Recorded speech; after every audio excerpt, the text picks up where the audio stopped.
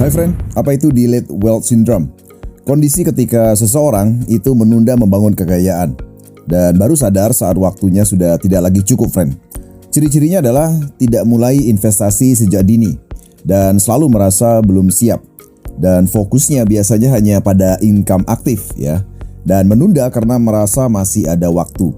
Jadi masalah utamanya adalah waktu bukan sekedar lewat ya. Dalam keuangan waktu tidak netral. Waktu adalah pengali ya. Semakin cepat mulai, semakin ringan usaha. Semakin terlambat makanya semakin berat bebannya. Jadi ini adalah ilusi yang menjebak, friend. Ya, jadi banyak dari kita berpikir bahwa nanti aja toh nanti bisa dikejar gitu ya. Ternyata tidak selalu ya. Dan kita juga sering berpikir nanti kalau income besar gampang. Ya, ternyata belum tentu juga. Atau ada juga yang berpikir bahwa masih muda, santai dulu. Namun justru ini adalah waktu yang terbaik ya. Jadi dampak daripada penundaan ini, friend, ya tentu saja kamu bisa kehilangan efek compounding, di mana kamu harus kerja lebih keras di masa depan ya. Dan tentunya tekanan finansial akan terjadi saat usia bertambah dan tidak punya waktu untuk recovery, friend. Dan yang paling bahaya, friend, adalah bukan kehilangan uangnya, tapi kehilangan waktunya. Ini adalah perbandingan sederhana, friend.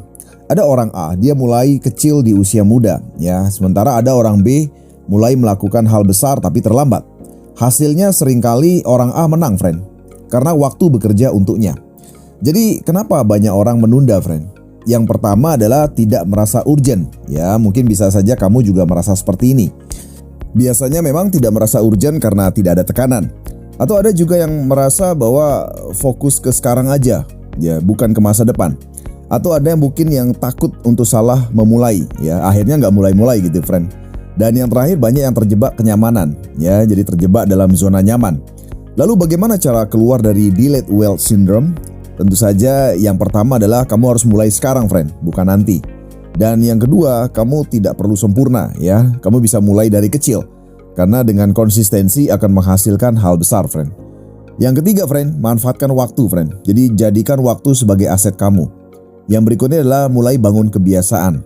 Bukan sekali besar tapi rutin, friend. Dan berikutnya kamu harus siap dengan mindset baru ya. Jadi jangan berpikir bahwa saya tunggu siap dulu. Kamu harus mulai berkata bahwa saya mulai supaya siap. Dan jangan kamu berpikir nanti kalau sudah besar. Kamu bisa berpikir mulai kecil tapi sekarang. Jadi friend, ini adalah insight pentingnya. Kekayaan bukan dibangun dari uang besar, tapi dari waktu plus konsistensi. Banyak orang tidak gagal karena kurang uang, tapi karena terlalu lama menunggu, friend. Karena pada akhirnya yang kamu tunda hari ini akan kamu kejar dengan susah payah di masa depan.